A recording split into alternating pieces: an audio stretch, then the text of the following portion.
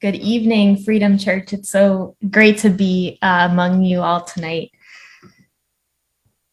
So, in this reading that we just heard, James asks the early Christian community a rhetorical question. Is it not the rich who oppress you?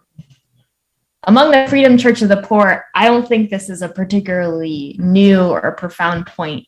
We know that it's the rich who are oppressing us, and in many cases, we know that all too well. But I think it's worth diving into what James is trying to get across through this question. Why is it important to be clear about who is oppressing us? And how does that impact what we're called to do? So chapter 2 begins with James reprimanding this early Christian community for showing favoritism toward the rich. In particular, he's noticed that people wearing nice and expensive looking clothes are treated better than folks wearing dirty clothes than poor folks. In my Bible, the title of verses 1 through 13 is Warning Against Partiality. But really, James is making 2 points.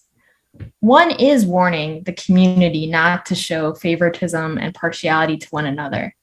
But his other point is to remind the early Christians that, in fact, they are supposed to be partial when it comes to the rich and the poor. James is clear that God's side is the side of the poor. Throughout his letter, James calls attention to the clash between the ways of the world and the ways of God, which expresses itself in the clash between the rich and the poor. In verse 5, James says, "Has not God chosen the poor in the world to be rich in faith and to be heirs of the kingdom that God has promised to those who love God?" And later on in this book, in chapter 5, James has extremely harsh words for the rich. Chapter 5, verse 1 begins, "Come now, you rich people, weep and wail for the miseries that are coming to you." So clearly, James is not discouraging the early Christians from taking sides between the rich and the poor. His warning is against showing favoritism to the rich in particular, and he argues that doing so betrays a fundamental misunderstanding of both the community's actual relationship to the rich and the meaning of their faith. Is it not the rich who oppress you? Is it not they who drag you into court? Is it not they who blaspheme the excellent name that was invoked over you? James is saying the rich both oppress the early Christians materially by taking them to court, for example, and blaspheme the name of Jesus.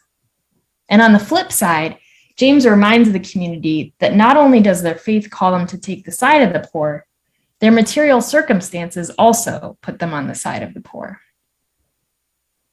Like our own time, the Roman Empire was a period of extreme economic inequality and concentration of wealth at the top.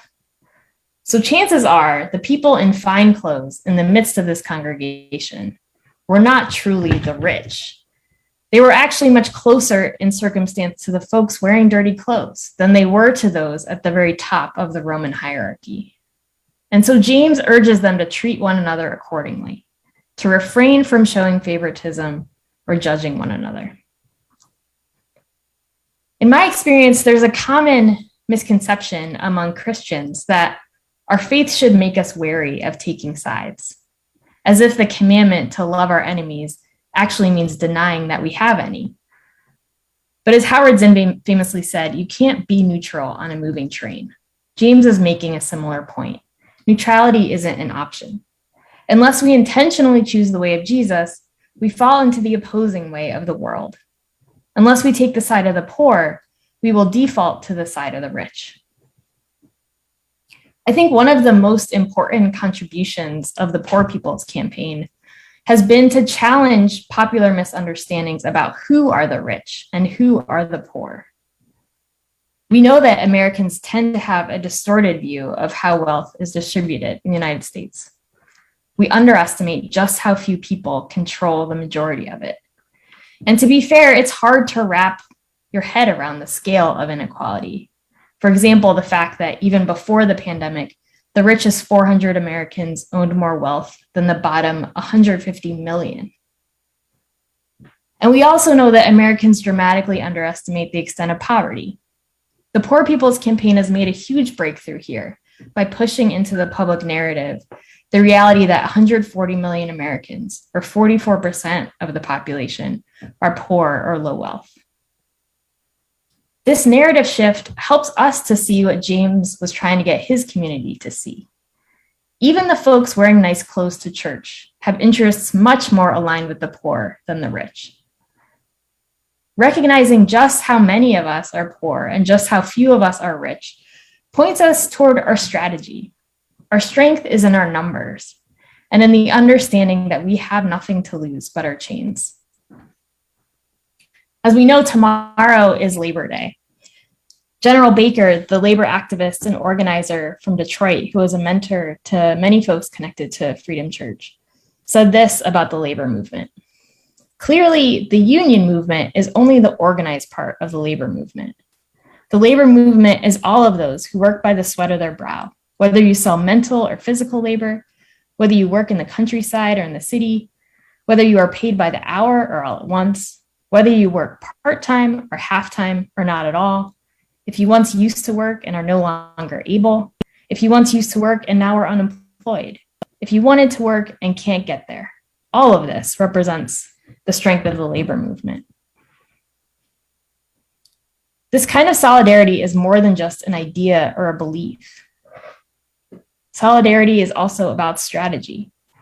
As General Baker says, the vast breadth of the labor movement is the strength of the labor movement. Recognizing that nearly half of the US population is poor shows the power of the poor in this country.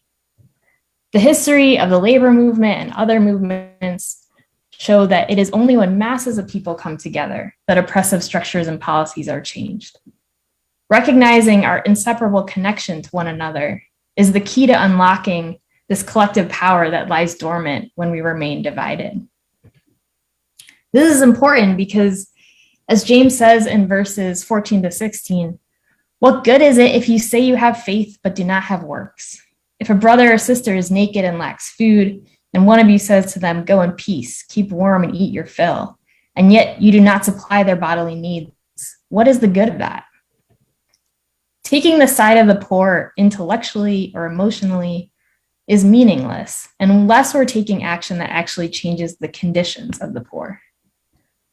And that's why, as the Freedom Church of the Poor, we're compelled to not just preach solidarity, but to practice it. And we see all around us the good news that the broader labor movement is taking up the struggle for justice. The thousands of striking coal miners in Alabama are on the front lines of the struggle on the front lines of the labor movement. The water protectors organizing to stop the construction of Line 3 in Minnesota are on the front lines of the labor movement. Tenants organizing all across the country to win an eviction moratorium and rent cancellation are on the front lines of the labor movement. And in a few moments, we'll hear testimony from other key fronts of struggle. In verse 18, James writes, "Show me your faith apart from your works, and I, by my works, will show you my faith." May our works, especially in these trying times, show boldly and clearly our faith in the one who came to bring good news to the poor.